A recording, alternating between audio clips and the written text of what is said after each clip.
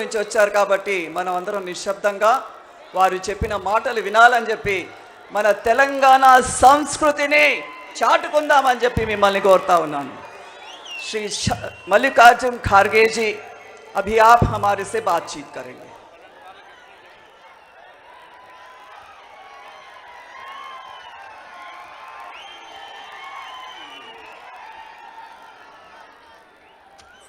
अलग अलग ये अलग है वो।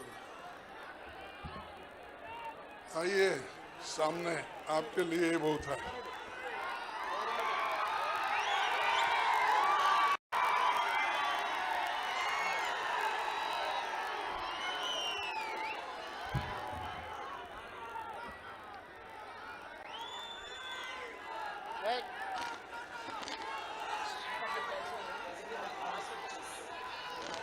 आज के इस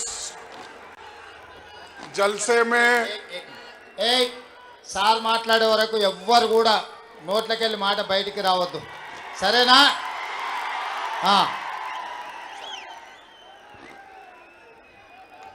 आज के इस जलसे में खासकर दलित, गिरिजन, आत्मगौरव, दंडोरा, जो गजवाल शहर में आपकी आवाज जो गूंज रही है, और यहाँ पर जो पधारे हुए मेरे भाइयों और बहनों, माध्यम के मेरे दोस्तों, और आज इस सभा को इतने अच्छे सुशोभित करने वाले हमारे टीपीसीसी के अध्यक्ष श्री रेवंत रेड्डी जी,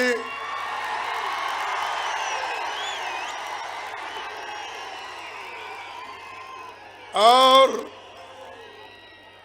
तेलंगाना के incharge secretary Manickam Tagore ji, Geeta Reddy ji working president, Bosraju secretary ICC, Bhatti हमारे CLP leader, Damodar Narasimha chairman election committee, Ponnala Lakshmaiah ex PCC president, V Hanumantharao, Jeevan Reddy MLC, Madhu एक्शी chairman campaign committee, Shabbir Ali sahab convener PSC, Sridhar Babu MLA, SA Sampath Kumar secretary ICC, और सीतिका एमएलए, और Ponnam Prabhakar ex MP, Suresh Shetkar ex MP, Damodar Reddy vice president, Azharuddin साहब working president, और T Narsa Reddy साहब DCC president, और निर्मला जग्गा Reddy DCC president, और सारे district Congress committee के अध्यक्ष, जनरल सेक्रेटरीज, यूथ कांग्रेस, महिला कांग्रेस, एनईसीआई, सारे सेल के अध्यक्षगण, और जो इस मंच पे बैठे हुए सारे हमारे पार्टी के नेतागण और सारे मित्रों, मुझे बड़े खुशी हो रही है। आज मर्जर डे भी है। हिंदुस्तान में हैदराबाद इलाके को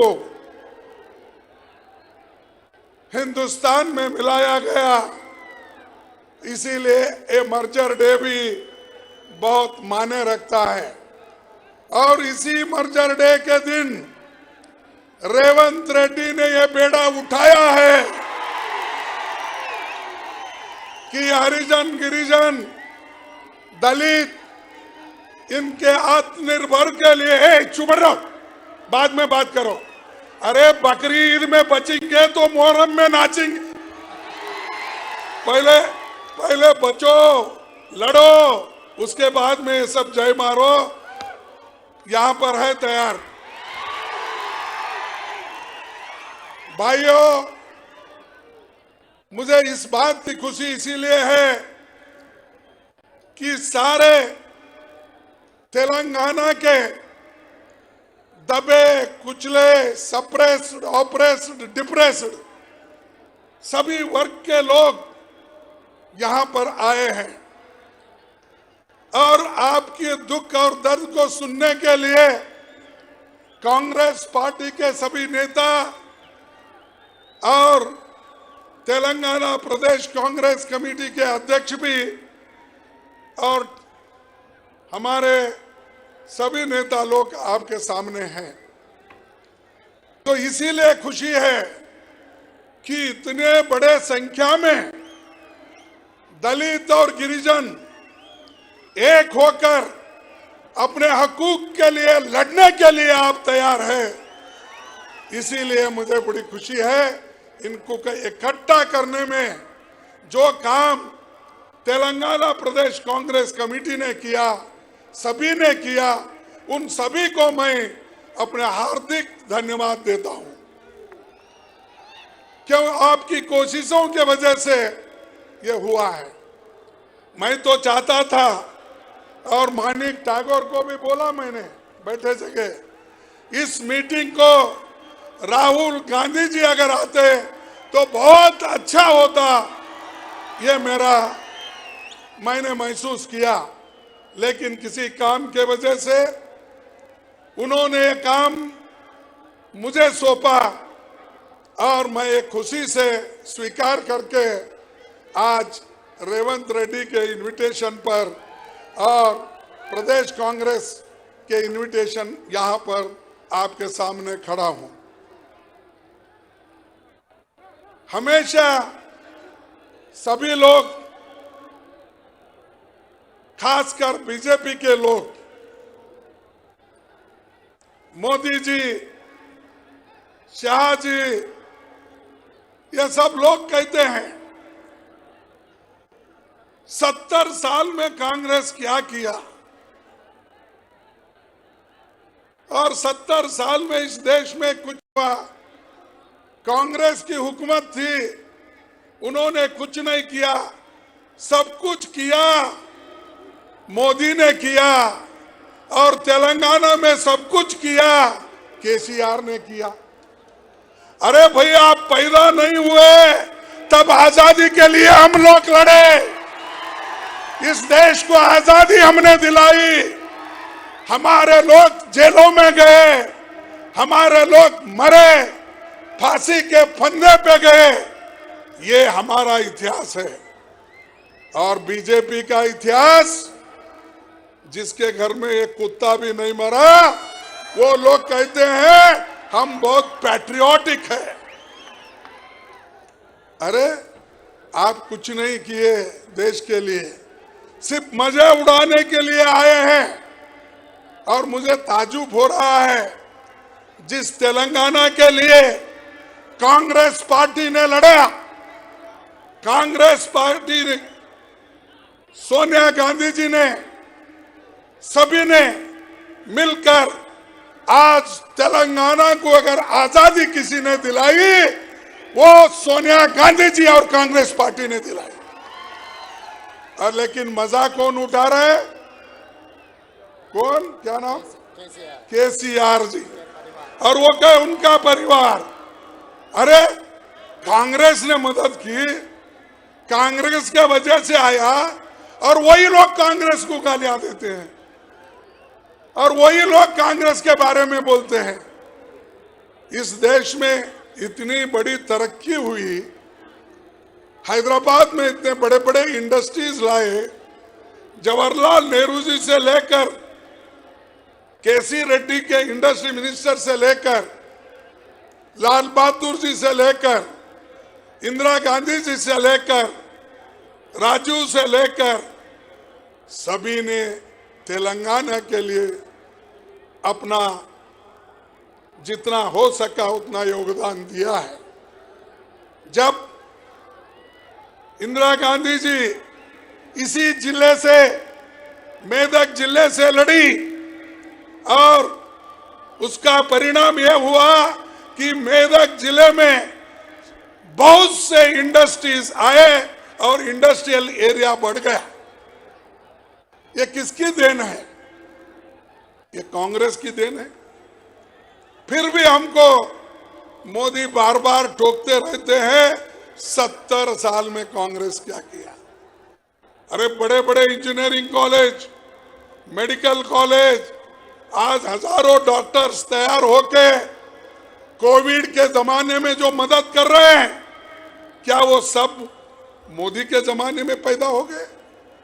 क्या उन्होंने इतने मेडिकल कॉलेज निकाले? क्या उन्होंने इतने इंजीनियरिंग कॉलेज निकाले? क्या उन्होंने उतने यूनिवर्सिटीज बनाए? ये सब जो कुछ हुआ कांग्रेस पार्टी के वजह से हुआ, ये आप कभी नहीं भूलना चाहिए।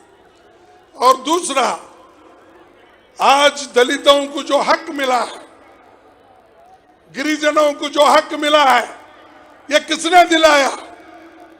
ये जवाहरलाल नेहरू जी, महात्मा गांधी जी, डॉक्टर अंबेडकर ने दिलाया है। इनकी देन नहीं है। बाबा साहब अंबेडकर ने पहला मेमोरेंडम 1919 में 1919 में पहला ब्रिटिश कमीशन के सामने दिया। दूसरा मेमोरेंडम 1929 में उन्होंने रिजर्वेशन के लिए कोशिश की और 1932 में गांधी जी के साथ पुनः पैक्ट करके रिजर्वेशन का उन्होंने ये मार्ग दिखाया।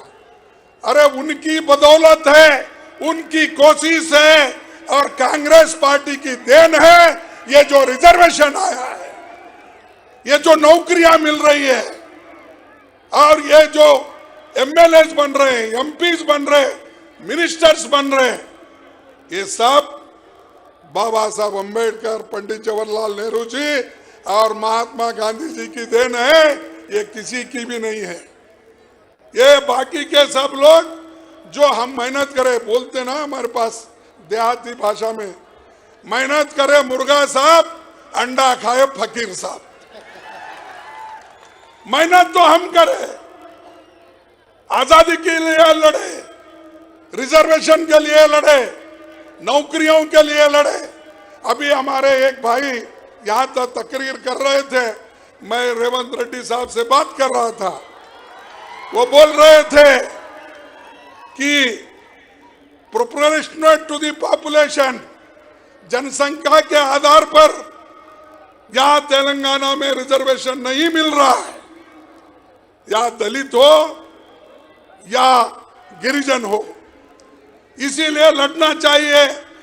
उन्होंने यहां से कह रहे थे, मैं सुन रहा था, आप सुना रहे थे, लेकिन हम तो तैयार हैं। हमेशा यही बात हमने सदन के सामने रखी है। कांग्रेस पार्टी ही करते आई है, आगे भी कांग्रेस पार्टी ही करेगी।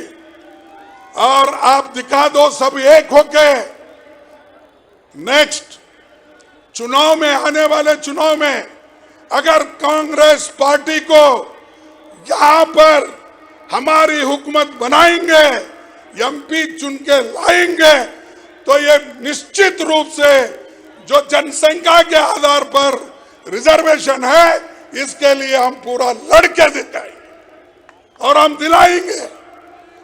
अरे हम डरने वाले नहीं हैं, हम बहुत लोगों के हिफाजत के लिए, लोगों के कल्याण के लिए हमारी पार्टी तो कुर्बान दी है। इंदिरा गांधी जी देश को एक रखने के लिए अपनी जान दी। राजीव गांधी जी इस देश को एक रखने के लिए अपने आप को कुर्बान कर दी। और सोनिया गांधी जी, उनको प्राइम मिनिस्टर बनने का एक समय आया तो उन्होंने इस देश के एक आर्थिक तज्ञ मनमोहन सिंह जी को इस देश का प्रधानमंत्री बनाया। लेकिन यहां पर मैं देखा, मैं पढ़ा पेपर में, केसीआर सोनिया गांधी जी को मिलने घर गए। जब मिलने घर जाके उन्होंने ये कहा कि मैं आपका आभारी हूं, तेलंगाना मिला, आपके वजह से मिला, इसके लिए मैं कृतज्ञ हूं, हाथ जोड़ा, फैमिली के साथ फोटो भी निकाल लिया। अरे दूसरे दिन पलट गया, एक दिन फोटो निकाल लिया, दूसरे दिन पलट गया। और ये है ईमानदारी, ये है सच्चाई। अरे जो लोग सच नहीं बोलते वो कभी ना कभी आपको धोखा देंगे, ये मैं आपको कह रहा हूं। तो इसीलिए दोस्तों, हमारी पार्टी हमेशा दलितों के लिए, गिरिजन के लिए लड़ रही। आज जो सेंट्रल गवर्नमेंट में हो, स्टेट गवर्नमेंट में हो, शेड्यूल कास्ट के ऊपर अत्याचार बढ़ रहे हैं और अस्पृश्यता हर जगह फैल रही है। और आज गरीब गरीब बनते जा रहा है, अमीर अमीर बन रहा है, क्योंकि मोदी जी के पॉलिसी के वजह से सारा पैसा चंद लोगों के हाथ में जा रहा है, सारा जमीन चंद लोगों के हाथ में जा रहा है। एम्प्लॉयमेंट गरीबों को नहीं, युवकों को नहीं, और जो काम करने के लिए तैयार है उनके लिए नहीं है। लेकिन ये सब समझ के ही सोनिया गांधी जी ने ये किया, नरेगा जैसा स्कीम उन्होंने लाया। आपके पेट भरने के लिए फूड सिक्योरिटी एक्ट लाया, आपके बच्चों को पढ़ाने के लिए कंपलसरी एजुकेशन एक्ट लाया।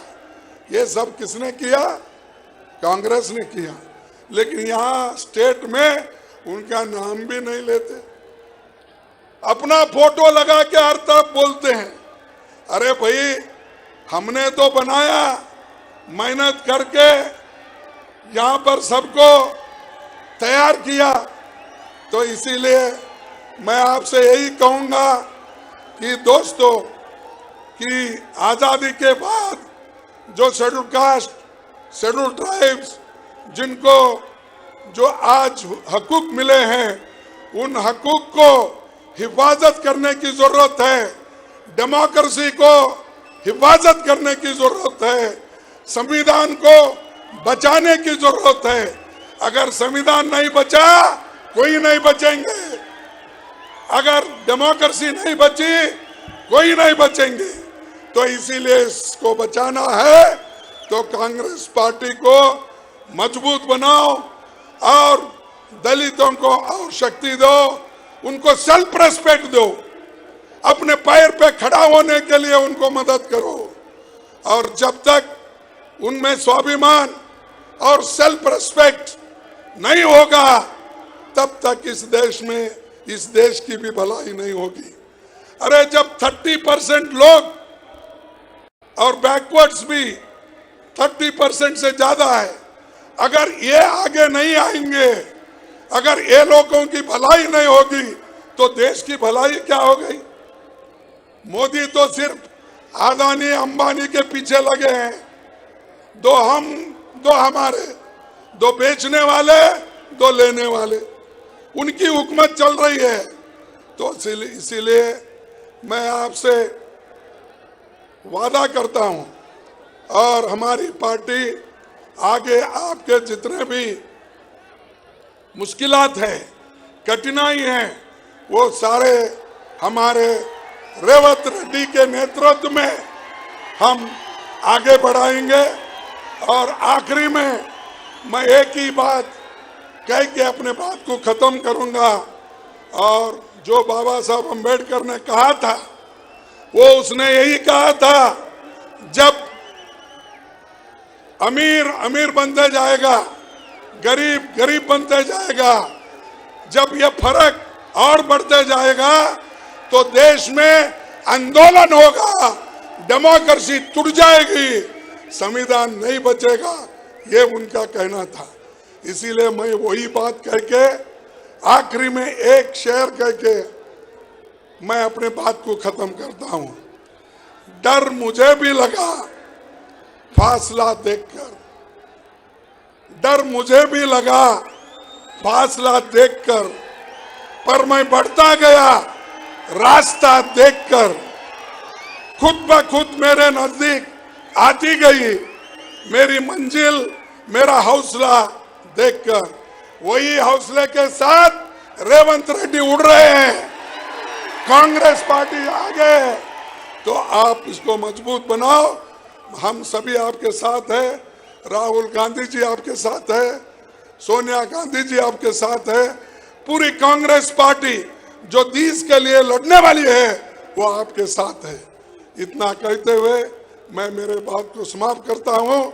जय हिंद, जय भीम और जय तेलंगाना। यही जय भीम, जय तेलंगाना। देखो आखिरी में मेरे दिमाग में आया तो 1 मिनट में वो खत्म करेंगे। तो आखिरी में क्या है, ये सरकार अंधेरी में है। तुमने तो चार्जशीट दिखाया है और केंद्र सरकार भी अंधेरे में है, उसका साथ कौन दे रहे हैं? यहाँ की हुकूमत मोदी को साथ दे रही है। उनको रास्ता दिखाना जरूरी है। इसीलिए आप सब उठिए, आपके हाथ में मोबाइल होगा, आप उठिए और लाइट डालिए। पूरे लोग उठो, उठो। अरे మీరు అందరు చేతులు పైకెత్తి మీ సెల్ मोबाइल, पूरे मोबाइल మీ జేబులలో ఉన్న సెల్ ఫోన్లు అన్ని తీసి లైట్ వేయండి అందరూ। ये కేసీఆర్ కు మోడీకి దారి కనిపించాలి మీ లైట్లతో। అందరు జేబులలో ఉన్న ఉఠో। ఫోన్లు తీయండి। వేదికల మీద ఉన్నోళ్ళు కూడా, వేదిక మీద ఉన్నోళ్ళు అందరూ, వెనకాల ఉన్నోళ్ళు, ఆడున్న జిల్లా పార్టీ ప్రెసిడెంట్లు, ఆడ పైన బిల్డింగ్ పైన ఉన్నోళ్ళు, మీరందరూ మీ సెల్ ఫోన్లు తీసి లైట్ వేయండి। ఆ బిల్డింగ్ మీద ఉన్నోళ్ళు మిత్రులు కూడా పతాకులు పేల్చండి। మోడీకి కేసీఆర్ కు కనువిప్పు కలగాలి। మీడియా మిత్రులారా ఇదంతా మీరు చూపించండి కేసీఆర్ నరేంద్ర మోడీకి। तो ये जो अंधेरे में है उनको आप लोग उजाले में ले जाना है, तो ये आपकी लाइट उजाले में जाएगी। जय हिंद। ధన్యవాదాలు మిత్రులారా।